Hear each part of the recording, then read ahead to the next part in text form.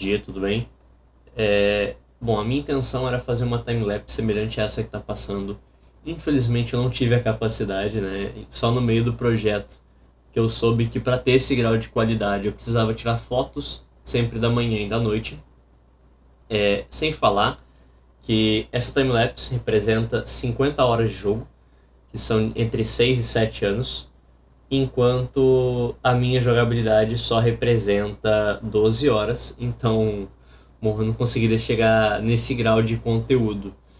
Além de que eu considerei que as gravações seriam muito mais eficientes para a intenção que era demonstrar como que a administração científica, né, a abordagem clássica da administração, pode ser aplicada dentro desse jogo, dentro do RimWorld.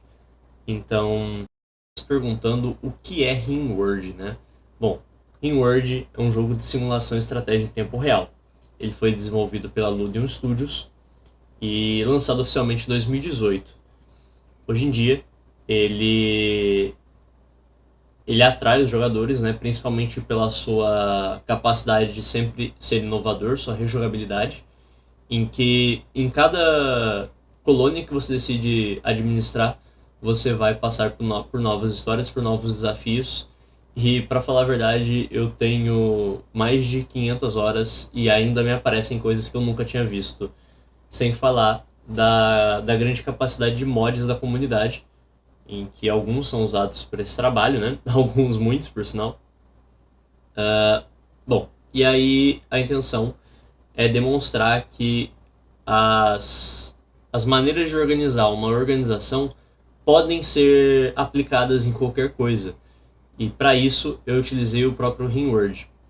Agora, para apresentar um pouco de como é o jogo, eu achei que ninguém melhor para isso do que os vídeos feitos para publicidade do próprio jogo. Então, eu vou deixar ele se reproduzindo um pouco.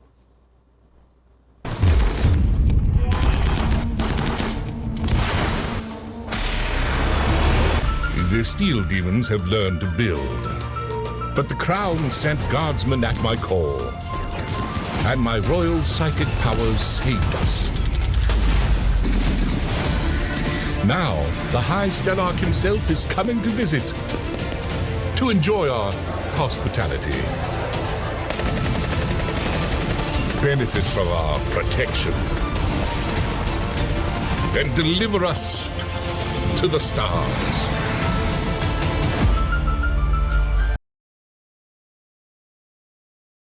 A teoria clássica da administração, também conhecida como administração científica, foi desenvolvida por Frederick Winslow Taylor no final do século XIX e início do século XX.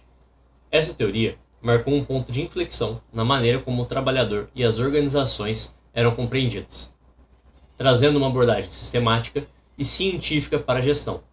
O período em que Taylor desenvolveu suas ideias, as fábricas enfrentavam desafios como baixa produtividade, alta rotatividade de trabalhadores e ausência de métodos claros para maximizar a eficiência. O trabalho era realizado de forma empírica, sem padrões ou análise científica, visto que era o início da Revolução Industrial. Assim sendo, Taylor, como engenheiro mecânico, observou essas dificuldades e propôs uma abordagem inovadora, buscando eliminar desperdícios e aumentar a eficiência. Ele acreditava que o sucesso organizacional poderia ser alcançado por meio de estudos minuciosos dos processos de trabalho. Assim, Taylor desenvolveu os princípios da administração científica, sendo eles o estudo científico do trabalho, seleção e treinamento científico dos trabalhadores, cooperação entre gerência e trabalhadores, divisão clara de tarefas e responsabilidades, sendo que estudo científico do trabalho era defendido que a tarefa deveria ser analisada detalhadamente para determinar a maneira mais eficiente de realizá-la. Isso envolvia padronização de ferramentas, métodos e sequências de trabalho. Assim, a seleção de treinamento científico define que os trabalhadores deveriam ser selecionados com base em suas habilidades e treinados para executar suas tarefas de acordo com métodos otimizados identificados pela administração. Também, a cooperação entre gerentes e trabalhadores era enfatizada pela importância de colaboração entre gerentes e operários. Ele acreditava que o alinhamento entre os objetivos organizacionais e as atividades dos funcionários era essencial para o sucesso. Enquanto na divisão clara de tarefas e responsabilidades, havia uma distinção entre o trabalho intelectual, planejamento e supervisão, o trabalho manual, a execução, e os gerentes que eram responsáveis por planejar e organizar, enquanto os trabalhadores executavam as tarefas de acordo com os métodos pré-definidos. Henri Fayol foi um engenheiro de Minas, francês, que se destacou como um dos fundadores da teoria clássica da administração. Sua abordagem sistemática, baseada em princípios universais, contribuiu significativamente para a evolução do pensamento administrativo e consolidou as bases para a gestão organizacional moderna. Desenvolveu suas ideias no final do século XIX e início do século XX, em um período marcado pela expansão industrial e pela necessidade de estruturar empresas em larga escala. Porém, diferentemente de Frederick Taylor, que focava no nível operacional, Fayol direcionou-se sua atenção à administração geral, abordando questões estratégicas e organizacionais.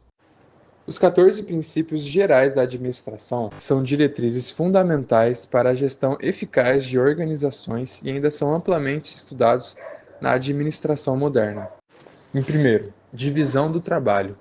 Consiste em especializar as tarefas para aumentar a eficiência. Cada pessoa deve se concentrar em uma atividade específica para se tornar mais produtiva. Segundo, autoridade e responsabilidade. A autoridade dá ao gestor o direito de dar ordens, mas ele também deve assumir a responsabilidade por suas decisões. Em terceiro, disciplina. É necessário que haja respeito às regras, normas e valores estabelecidos dentro da organização para manter a ordem. Em quarto, unidade de comando. Cada funcionário deve receber ordens de apenas um superior para evitar confusões e conflitos. Número 5. Unidade de direção. As atividades com o mesmo objetivo devem ser coordenadas por um único líder e seguir um plano único. Agora no sexto tópico. Subordinação dos interesses individuais aos interesses gerais. O interesse da organização deve prevalecer sobre os interesses pessoais ou de grupos específicos. Em 7. Remuneração. O pagamento deve ser justo e satisfatório tanto para os empregados quanto para a organização. Em 8º, centralização. Decisões e controles devem estar equilibrados entre a centralização, nas mãos dos gestores, e a descentralização, delegação aos subordinados. Em 9º, cadeia escalar. Uma hierarquia clara deve existir, indo do topo até os níveis mais baixos, facilitando a comunicação e a autoridade. Em 10º, ordem. Deve haver organização de pessoas e materiais para que estejam no lugar certo, no momento certo, provendo eficiência. Os gestores devem tratar os empregados com justiça e respeito para criar lealdade e dedicação. 12º, estabilidade no emprego. Alta rotatividade de funcionários é prejudicial. Deve-se buscar estabilidade para manter o aprendizado e a eficiência. 13º, iniciativa. Os gestores devem incentivar os subordinados a tomar iniciativas e propor ideias criativas. 14º, espírito de equipe.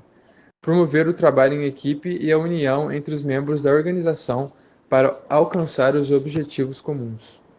Entre as contribuições de Henri Fayol para a administração estão a visão holística, em que Fayol destacou a administração como algo que vai além do chão de fábrica, abrangendo todos os níveis e áreas de uma organização. Além disso, a universalidade da gestão. Ele defendeu que os princípios e funções administrativas são aplicáveis a qualquer tipo de organização, inclusive é isso que defendemos em nosso projeto. O desenvolvimento de habilidades gerenciais é a obra em que Fayol incentivou o treinamento de gestores para lidar com desafios estratégicos e operacionais. Também, a base para a teoria administrativa, seu trabalho inspirou outras escolas de pensamentos administrativos, como a teoria neoclássica e o modelo de gestão por competências. Apesar das grandes contribuições para a administração científica de Taylor e Fayol, eles viam os trabalhadores como máquinas, sem avaliar suas necessidades psicológicas e sociais, além de seu absurdo foco em otimizar a produção. Podemos ver nessa simulação que quando forçamos demais os colaboradores, sem pensar em suas necessidades, vemos colapsos nervosos. Pensando nisso, surgiram pensamentos como o do casal Frank Gilbreth e Lillian Gilbreth.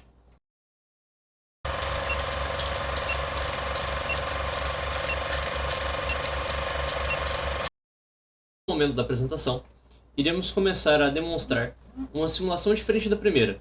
Na primeira simulação, nós focávamos apenas em produzir o máximo possível. A nossa eficiência era o foco.